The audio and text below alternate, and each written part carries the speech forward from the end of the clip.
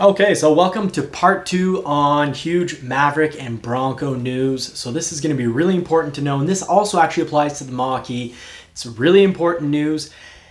We're not just talking delays today. What we're really talking about is how to get your order, which is very soon. If you don't get a VIN, your order, if you don't get assigned a VIN in the next few weeks, well, you're going to be converted from a 2022 Ford Maverick, Ford Bronco, Mach E. It's going to get converted into a 23. Now, there's a right and a wrong way to do that, and we'll get into specific details in this video because, well, I'm Johnny at Johnny's Car Care and Reviews, and we've got the JCCR crew, which are our members, and many of our subscribers will give you helpful tips and tricks. So that's what I'm here to do today. Most of this starts at about the 12-minute mark because we're going to be going model by model, talking about specifically what are known delays for your Ford order. And I'm covering basically all the Ford and Lincoln models. So that takes a little chunk of time, but if you want to skip on and not find out about other models, that's fine. I'm not offended. Go straight to about roughly the 12 and a half minute mark. But, really simply put, if your dealer does not, this year, it's not going to be automatic. There's good and there's bad to this, but previously, basically, orders just transferred themselves in the system. Now, the dealer needs to resubmit the order, which is kind of interesting because it makes me think that there's going to be some interesting changes on the 2023 order guides. Because if the system's not doing it automatically, the question is why? Well, one very good reason could be that there's multiple changes. So of course there's going to be some colors dropping, some colors being added. So if your dealer notices that, your 2022 when converting into a 2023, that everything doesn't align up, that basically your exact build is no longer buildable, well, they need to contact you. And once they contact you, well, then of course they need to, talk about what's the new color, or maybe if the packages change, for example. So let's say if the luxury package changes to deal with, lack of plastic, lack of microchips, shortages, constraints, maybe that package is going to change a little. So they'll need to call you up and resubmit your order. But in resubmitting your order, it's extremely important that they keep your old order in the system. That's Ford's way of knowing that that everything's following along, that this isn't a completely new order. So your dealer needs to make sure that they do not delete your previous order. They just need to resubmit a new order. So it will appear like two orders in the system. And with time, the original 2022 that you ordered in 2021, well, that will eventually disappear. But this is how Ford's going to be tracking it. Now, we're also going to be talking about price protection because, price protection won't exist on the Ford Maverick. There's going to be a rebate that's going to be emailed to you, and that's good. That's just all good because, no matter whether your dealer doesn't know how to or doesn't want to do the claim price protection, not everyone, there's been difficulties with that. So getting a mail in order through email and, printed mail, that's going to make sure that you get your right price. And it also, again, indicates that this could also be getting done, not just because of a few bad apples and dealers not wanting or knowing how to do price protection, but it also probably means that there's some very interesting packages coming along, that the packages and the options will change. Obviously, as always, we always lose 2 or 3 colors, gain 2 or 3 colors. Now, I don't know those yet, so you're going to want to like and subscribe. You're going to want to subscribe to the channel because it helps feed a poodle, but also because, of course, I'll be breaking the news when the order guides come out. I'll be saying this is what we had and now it's gone. And what did we gain? I'll be doing a loss and gain video. So let's just put the pedal to the metal. Do recall there's about 10 minutes of model by model, and then we're going to get into the details of, what we just talked about. So stay tuned and hit that like button. Now, back to what holds an order back. Let's talk about that a bit. So, it's everything with microchips. So, let's just cover this. I'm going to skip over what wasn't scheduling because we already covered that in the last video. So, if you're Lincoln, basically any of the SUVs, foot activated liftgate, you need to remove that. Now, your lift gate, your back tailgate, yeah, tailgate isn't right because that means that it comes down. So your lift gate on, let's say this gate, the Corsair, all the models basically, you have an option to remove that, and removing it will help. So that's, you know, less microchips. It's a sensor basically that sees that your foot is underneath the vehicle, and instead of having to take out your key and pressing the button or just hitting the little button underneath while the vehicle detects that your key is on you, you actually get to do it with your foot. Big whoop. I can handle putting actually Marie-Pierre does all the groceries now, but I think we can live without that one. So there's also, this one might hurt a little bit more, multi-contour seats, which is 91Q. Will not be selected for scheduling. So that's kind of a big one if you're waiting on a Nautilus, because a lot of people really like those very comfortable multi-contour seats. Oddly, Nautilus Reserve 201 orders with 21-inch wheels. So 64D on the 2-liter engines will not be selected for scheduling. And also the Ultimate Package, 87L. So basically avoid 21-inch wheels on the Nautilus. And for the Nautilus Reserve with the 2.7-liter engine, that's when you want to go fast with 20-inch wheels, which is the code 64T. With the monochromatic package, 53J will not be selected for scheduling, which is an amazing looking model.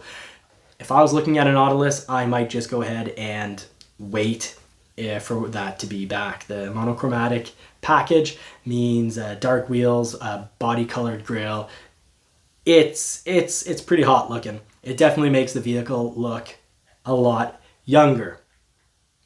So what else? Corsair. You know, we've had the Maverick Copilot.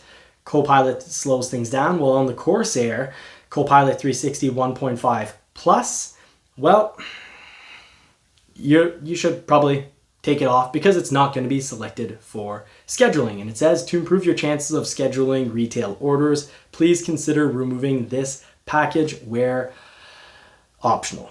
Now, still with the Corsair, you can remove the technology package because, well, you're going to have issues getting scheduled if you have that. The Elements technology bundle, which up north here, we kind of really want. It's not available to order or amend on the plugin.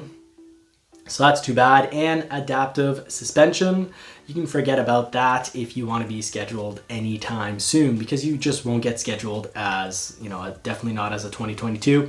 And who knows, hopefully we'll be getting more microchips, as Jim Farley said. Hopefully that'll be all mostly resolved by the January, February 2023. And if you do really want these options, it probably means that you've got a good chance of getting built sometime in early 2023 when this is resolved. So the Navigator, if you want it soon, you got to avoid those multi-contour seats. And I find that's odd. If you have a Navigator, I find one of the big perks are those incredibly comfortable seats.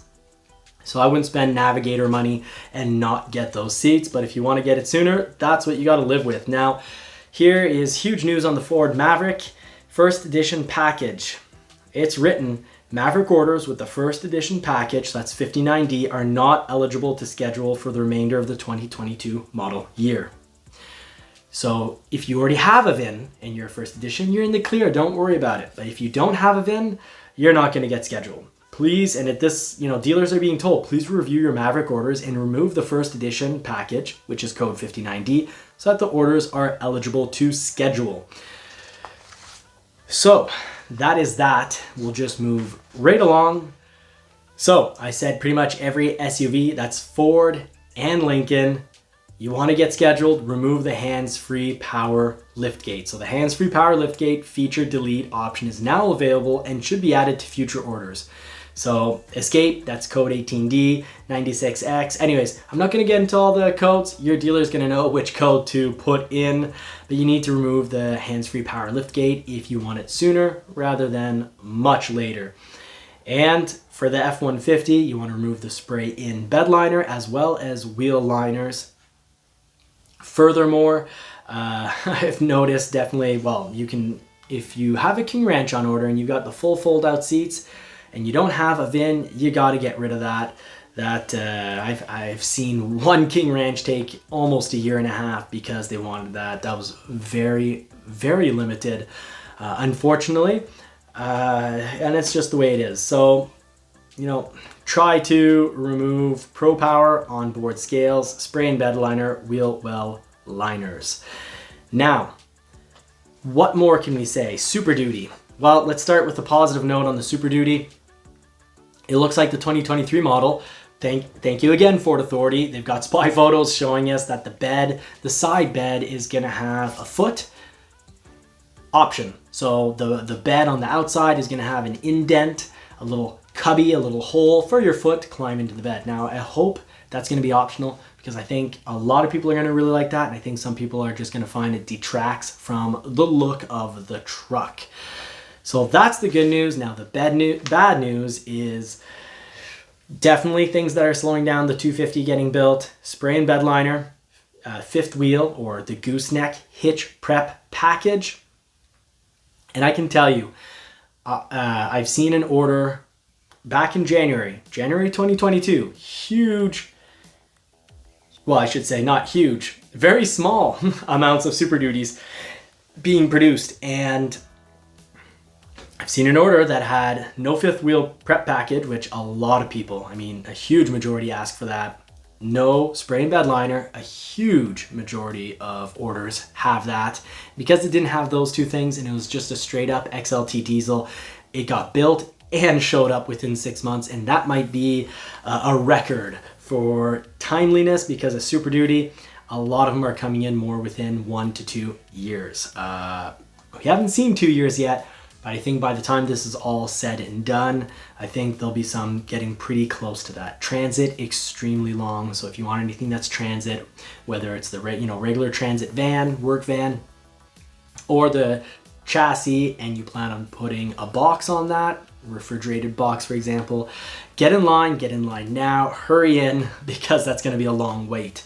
So also on the Super Duty, things that can slow it down: tonneau cover, active steering, and like I've said before, basically all your accessories, get them aftermarket or parts department. I like the parts department. If you've got a good dealership with a good parts department, it's fun to kind of play around with your build there anyways. So the rest of the models, basically, you got to keep it in mind, anything that has microchips that you can remove, please do. So Expedition, Active Park Assist 2.0, which very few people actually use that, in my opinion. There's a removal code for that now as well, 98G. For the Mach E, I know there's a lot of interest in the Mach E, and huge news on the Mach E is that it's drawing in 70% of non-Ford buyers. So there's a lot of frustration that I'm reading in the comment section on my channel, on other channels, saying that Ford is a huge failure. I sometimes get that they're gonna go bankrupt because of all this. Something to keep in mind, there's wait times in almost every manufacturer. Some of the wait times are a year. Not all Fords are a year. I went through that list in the last video, and I've got real world experience to back up the numbers I was giving for average wait times. But the Mach E is drawing in 70% of its clientele from outside of Ford. If that 70% of people weren't there, we would not be waiting very long. Us, diehard Ford people would not be waiting very long for a Mach E, because there'd be 70% less orders. So we'll talk more about that in the live, but staying on the topic of what to remove. So if you're unscheduled, and all this is if you're unscheduled, meaning you don't have a VIN and a build date, you need to remove Active Park Assist. So there's an Active Park Assist prep kit. It needs to be added, meaning you won't have Active Park Assist when the vehicle shows up, but it's a prep kit, and prep kit means that you can have it later on. The dealership will call you down and say, get the rest of what's needed, the microchips of course, so that your vehicle can park itself, in case you're feeling particularly fancy. Now, please, we're also being told basically, call buyers up and talk to them about going with the Active Park Assist prep kit. Edge, adaptive cruise control, pretty clear here. Edge orders with adaptive cruise control may take longer to schedule. So the problem is it's that it is standard on the Titanium Lux package 301A. It's standard on the ST High package 401A, and it's included in the Ford Copilot 360 Assist Plus package. So for some people, it's going to be impossible to avoid, and it just means you got to wait longer for your Edge. Now, I'd say 90% of the people watching this channel probably here for Maverick or Bronco. I find the Bronco stuff very interesting. We'll get to talking to that, and we'll really wrap up on this because the rest we're going to be talking about in another video. I don't want these videos to be excessively long, so I could probably talk for hours, but let's wrap it up. So if you have a Bronco on order, it's really important that your dealer does not delete your 2022 order when they convert to 2023, and that's true of all models at Ford. Basically, your dealer looks like, for the Maverick as well, they're gonna have to put in a new order as a 2023. Mind you, they need to keep the 2022 in the system so that it's easily seen that this is one replacing another. And previously, these things happened on their own, and I guess for the Maverick it's going to be different, and I'm so very glad to announce that it looks like instead of price protection and then you have to hope that you're dealing with a good dealer, we're going to be mailed rebates. Rebates that should cover the price increase, and we will have a chance to switch our order. So for example, if there was a plug-in Maverick coming out announced for 2023, I always thought it'd be front wheel drive first, then all wheel drive, but basically anything plug-in, and I think Marie and I would probably wait another 10 months to have the plug-in. I really feel that would be really worth it, but we'll wait and see. At least for the Escape, that's how it went. They came out with the all-wheel drive hybrid first, then a year later they came out with the front-wheel drive plug-in, but part of that was due to battery issues, potential serious fire issues, but only 7 units in Europe caught fire. But the good news is Ford did the really responsible thing, bad for marketing, bad for reputation, but really good for ethically. They just said, you know what, we're not going to put out Escapes that aren't ready and safe. We have a known issue. It's only 7 vehicles amongst tens of thousands that have caught fire, but let's not take any chances with people's health and safety. People are just going to wait, and that's a big decision for a corporation, because if then you lose clients and it hurts your reputation a bit because people get impatient, well, I think the ethical thing is to do is to say, no, you know what? We're gonna bite the bullet, and we want our vehicles to be safe. So I applaud them. I applaud Ford for that quite a bit, even though Marie and I were waiting on a plug-in Escape, and it was frustrating, and we were a little impatient, but I'm certainly happy that, we weren't delivered a vehicle that was, quick and unsafe, because imagine if something happened to my dear Marie. If this is the first time you're watching the show, well, you can meet her on Sunday when she's on the show, but she's pretty important, at least, well, to me. All right, let's wrap this up, put a bow on it, finish up with some good and important news. F150 and Bronco. If you're going for an F150, keep in mind, crew cab is 97% of the production, and it's been like this for months. If you want anything other than a crew cab, good luck. And I say it doesn't mean you're going to be a really long wait. It's just, let's say you want a regular cab, which I've seen done really quickly because very few people want a regular cab. So even if the percentage is very small of regular cabs that get built at the factory, I saw 2 pop up really quickly. Super cab, the problem is, 97% are crew cab. So it just all depends on, luck almost, because of that 3% remaining, if 10% end up asking for a super cab or a regular cab, well, then you're going to wait. But actually, surprisingly, I've seen super cabs come in a decent amount of time, a reasonable amount of time, and I've also seen regular cabs, but these are actually unbelievably unpopular models in my region. The region certainly would have been assigned a certain potential amount. And, you know, if you're in an area and you see a lot of regular cab F-150s new on the road, or you see, you know, often enough you see a super cab that's the door and a half, well then no, you're in an area with, you know, a higher than normal percentage of these things, and you will wait for that setup. Now, 2.7 liter EcoBoost is 29% of the production. The 3.3 liter is, wow, 2%. And I can think actually of one order I know of that goes back February. So someone help me out with the math, but I'm thinking by the time it shows up, it's going to be 8 months, and it's a very simple build. And I mean very simple. XLT 300, and I've seen a lot of those. If that would have been a 2.7 XLT 300, it would have showed up within half the time. Not 8 months, but 3 to 4 months. So this is why these percentages are important, and this is why I'm talking about it. 3.5 liter EcoBoost, 28%. So that's a sure way to get built as well. So 2.7 liter, 3.5 liter, you're going to get built pretty fast. 3.5 liter Power Boost, that's the hybrid.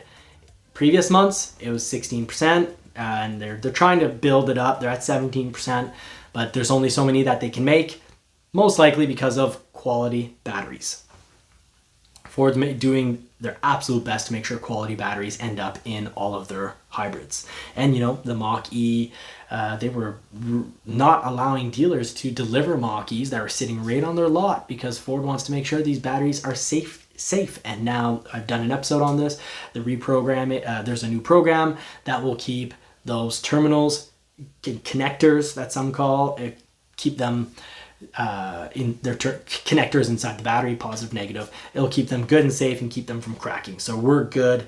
Now the 5 liter V8, Ford has not given up on that. They're building 24% of their production is for that 5 liter V8, which is pretty cool for a lot of people. Now the Bronco Wild Track, 23% of the production is for Wild Track. So that's gone up, but there's still a lot of people still ask for Wild Track. They order Wild Track thinking it's the ultimate model besides a Raptor, when I'd argue the ultimate model besides a Raptor is a Badlands Sasquatch. Now here's good news, the Sasquatch package, which a lot of people are asking for. It was causing quite a bit of delays in the past, but now they've gone from very low percentages to 45%. So that's really good news. The locking front axle, 73%.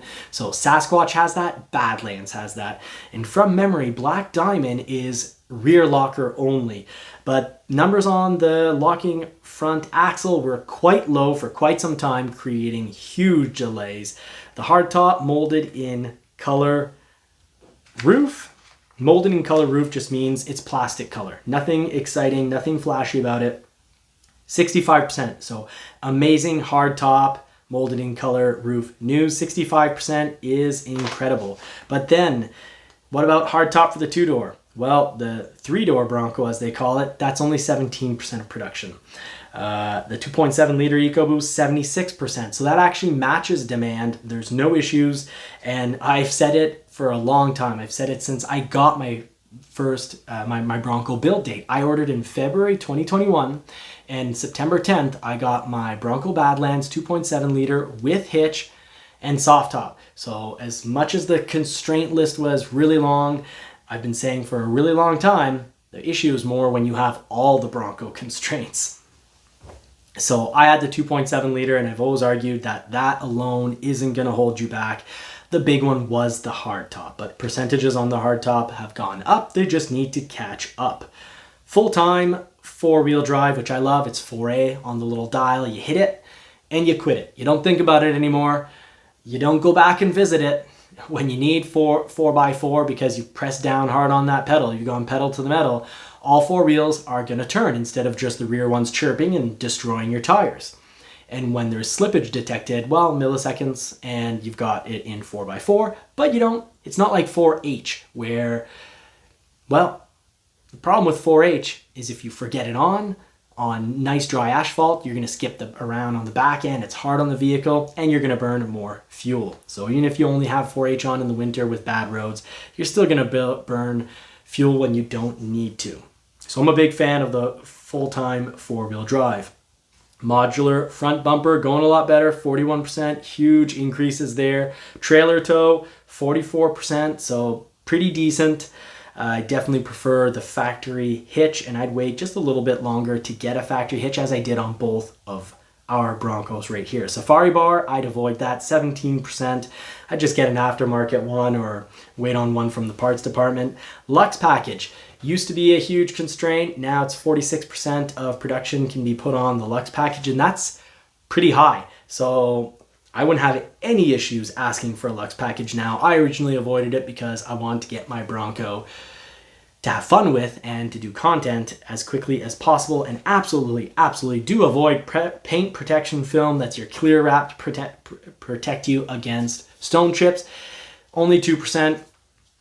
Great way to not get your Bronco. And anyways, no matter where you are, there's probably a local company that can do it, or you can just order some of it up and learn how to install it. I learned how to install it and it went fine. I'm cheap, so I didn't spend enough on the product. And with time, it did kind of cook in the sun and shrivel up like an old orange or tangerine peel. But it got applied just fine. It's not hard to apply. So thank you all for watching. Drop in for the live this Sunday if this gets resolved. Thank you so much for watching. Please do like and subscribe. And if you share the video with people, well, it really does help YouTube decide that I'm making content that is useful, that I'm helping the community, and they're going to recommend it to more people. So thank you so much. And until next time, I do wish you all more cars and more power. And you know, I've got credit for that. A lot of my videos are about getting your Ford sooner. So definitely trying to help. And if you do have your new vehicle, well, I hope you get to put the pedal to the metal. Take care.